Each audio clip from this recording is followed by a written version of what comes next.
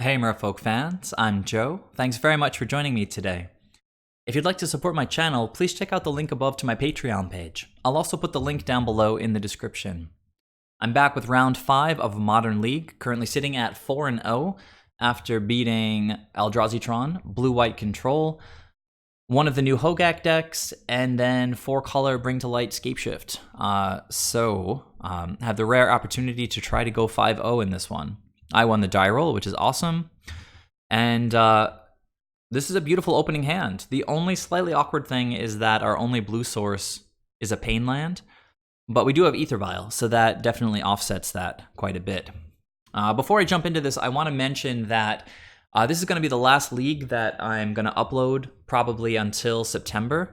I'm taking the month of August off. I travel every year with my wife, so I hope you guys have enjoyed my recent videos. I feel like Merfolk is kind of developing into a pretty nice spot in the metagame. I mean, I've personally been doing pretty well recently with this 7 Seas build, and just talking to people on the Discord, there was a recent dump of 5-0 deck lists, and I know multiple people said that they went 5-0 and didn't get published. I think Hrothgar went 5-0 recently, Nikachu, M. Hayashi, Drakenar, and this is all just this week. So it seems like Merfolk's doing pretty well. So there's stuff to be excited about. But I'm gonna just take a break for a while, and I'm excited to pick things up in the fall. But I'm also really excited to take a bit of a vacation. So with that out of the way, let's just jump into things. The opponent mulliganed to 6 and then played a turn 0 Leyline of Sanctity, leaving them on 5 cards. Leyline obviously does kind of nothing against us, and there's really only 2 decks that could be playing this in the main deck, I think. There's Mono White Pillow Fort or Bogles, neither of which I've seen really much of in the last few months. Particularly Bogles, it's just been kind of off the face of the earth. So we're going to open up Mutavault into AEther Vial. Pass to the opponent. Okay, so it looks like Bogles, which I was really excited about because these 2 Seas effects in the opening hand should be amazing against them. I think this deck runs something like 17 or 18 lands. They do mulligan to land and Bogle, and so it should be no surprise to see that as their turn 1 play. Seeing that they're going up against Merfolk, I'm sure that they're sort of sad to have drawn into that Leyline. So I'm going to take AEther Vial up, play this Spreading Seas, and hope that they have no more lands and we can just cruise to an easy win. An extra Seas claim is probably going to be overkill here. Well, okay, the opponent does have another green-white land. They pay 1 life to get a Spirit Mantle onto the battlefield. Now, this is one of the 2 scariest auras, I think, in the deck, the other being Daybreak Coronet. This one says that we can't block this guy for the rest of the game, and so a little bit frightening. But we can hopefully just keep them off of casting a lot of spells, keep this guy tiny, and even though we can't block him, hopefully we'll be able to race. Of course, we need to draw some Merfolk to make that happen. So, Bogle's player is going to attack with his Bogle Bear as a 2-2. I'm going to Violin Ben, even though I can't block right now, and then just sort of pass the turn. This replay is running a little slowly, so oh man, sorry, I just clicked through a bunch of action. I ticked Vial up, ran out Seas Claim, gonna bring in this Lord, which was an excellent draw, activate Mutavault, and swing for 5 here. Okay, well, they continue to play lands. Here's a Hyena Umbra, but that's all they can do for the turn, so again, just a 3-3, not super scary. We're definitely able to race this thing. I'll be ticking AEther Vial up on my turn to get Thassa onto the board, and we've got this 3rd sea in our hand to be able to take care of that plains. So clicking through, gonna try not to speed through my entire turn, but it's a little bit weird when these replays run slowly like this. Okay, so all right, so gonna take AEther Vial up.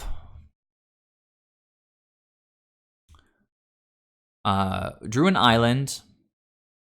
Not amazing, but at least we don't have to take that much damage from our lands on this turn. Swing for 7 with our guys. Opponent's going down to 4. They do have a 4th land, kind of amazing. and Spirit Link in hand, but gaining 3 life isn't going to get them where they want to go here because we've got 7 on the battlefield. So I can't block. It would be fun if I could Vial in Thassa and just eat this guy, but Spirit Mantle says, you know, protection from creatures. So opponent is going to hit me for 3, gain 3. I'm going to Vial in Thassa, and it's overkill, but it's pretty fun overkill. The C's doing an amazing job. Thassa not super necessary, just scrying away a Trickster here. Trickster can be pretty good against core Spirit Dancer.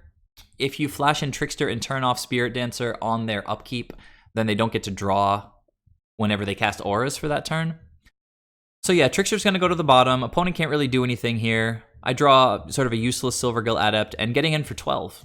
So opponent goes to -5, and we take a pretty easy game 1 on the back of all of these Seize claims. Since they had so many lands, probably the best thing they were able to do is take the opponent off of redrawing with this Horizon Canopy. Also, it just obviously cut them completely off of green. Don't know what's in their hand, but they kept on 6, so they had something to work with. Looks like they flooded out a little bit. And yeah, I don't know, just got the Seas, got the Thassa, got the Island Walk. Everything came together. So pretty easy game 1. Let's go ahead to game 2 and see if that one hopefully went just as well. All right, back for game 2 against Bogles. First time I've seen this deck in about half a year. If you go to MTG Goldfish and look at their metagame right now, I don't think you'll see green-white hexproof anywhere, like out of 100 decks. Something must have happened in Modern to make the hexproof deck really bad, because it's just sort of fallen off the face of the earth, but I don't really know what happened. So if you guys get it, explain it to me in the comment section, like why did the deck just go away? I don't have a lot in the sideboard that can interact with Bogles. I trimmed the Thassas because she's a little bit slow, even though I'm leaving in all the C's for Devotion. She's just a little too slow. Also, for the same reason, trimmed a couple of Reejereys. Brought in 2 Deprives. If we can counter like a Daybreak Coronet, that's huge game. And Echoing Truth can catch them off guard by bouncing a critical aura like during combat. Take away First Strike, take away protection from creatures, something like that. So this is a keep for me. It's an AEther Vial and then a free counterspell, which can be massive in this matchup. I'm going to want to draw some lands, but even if I don't, you know, just getting Lords onto the board seems like a pretty good game plan. And then I believe the Bogles player does what they do at least once a match, and they mulligan to 4. So I was feeling excellent here, finally with a chance to go 5-0. It's been a while. Draw another counterspell. We do need blue for that. Play our land into AEther Vial. One plays a second land, and I'm going to just go ahead and pitch the Merfolk Trickster, since it's probably not going to get value in this game, to counter that Spirit Mantle. Probably not going to be that important to block this guy, since they've only got 1 card left in hand, but it is, as I mentioned in game 1, one of the scarier enchantments, and if they do have Daybreak Coronet, we really don't want them to be able to get both of those things on there, and Daybreak Coronet needs them to first have another aura on their creature. So we're in a great spot right here. I mean, obviously the opponent taking such a harsh mulligan puts us in a great spot, but the 3 Lords look excellent. The counterspell, if we can draw some lands, there's 1. Gonna activate Mutavault, even though I have to pay 1 to do it. This is a race. Opponent draws into an aura, getting in for 2 here. The race is on, and I think I'm going to be able to just sort of crush this guy with all these Lords. Trying to click through the opponent's turn, taking a little while on the replay. And okay, there we go. End step, untap, tick AEther Vial up. Another blue source would be pretty nice. You can hold up Deprive. Don't hit that second blue source, so we just play out a Lord, activate Mutavault, swing for 3. Okay, 15 to 15, but I've got 4 excellent cards. Opponent is just drawing into 2 here. Hit a 3rd land. Probably not the best for them. I could block here and destroy the Hyena Umbra, but I definitely don't want to lose this Lord. I go down to 13. Now, for my turn, I'm going to leave AEther Vial on 2 because I've got these difficult to cast double blue Lords. If I draw into a Mutavault, I can then cast Reejerey with the lands as they are. So definitely correct to leave Aether Vial on 2 in this spot here. Okay.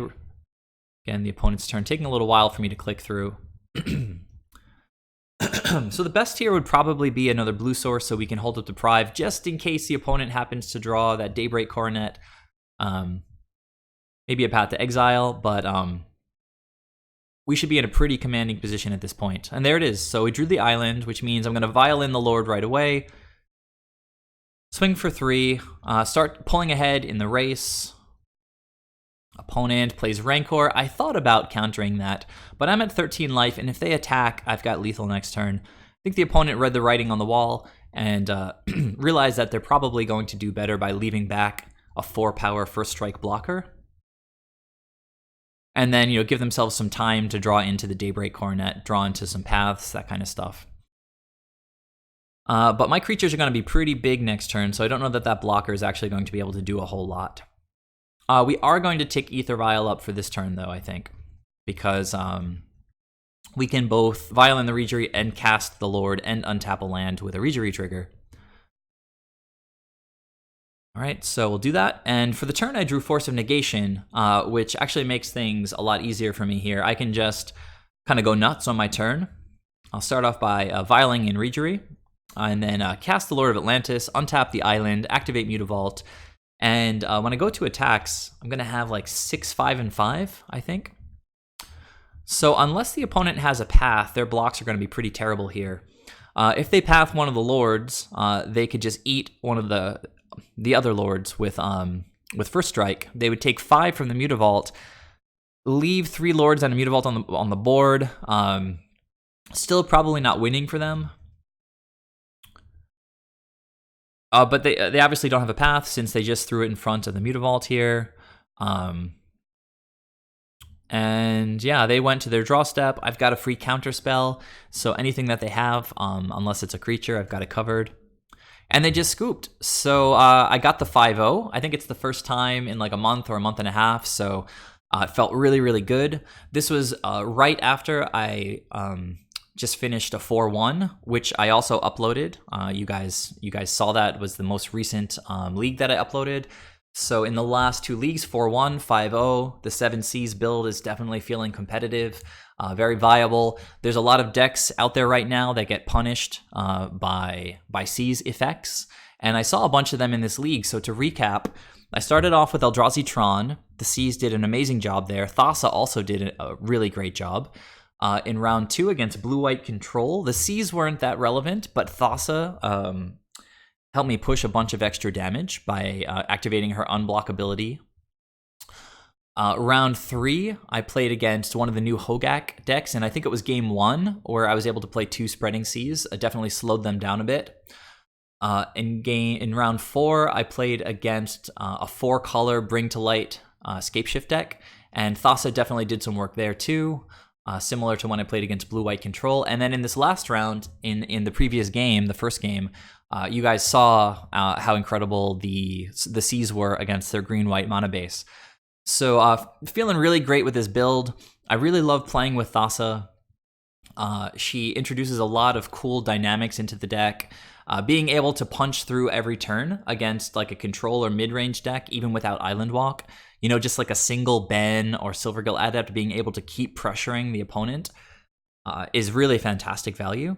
And then if Thassa can wake up, she can be a massive threat. Now, I don't like to turn her into a creature against white decks because I don't want to get her Path to Exiled.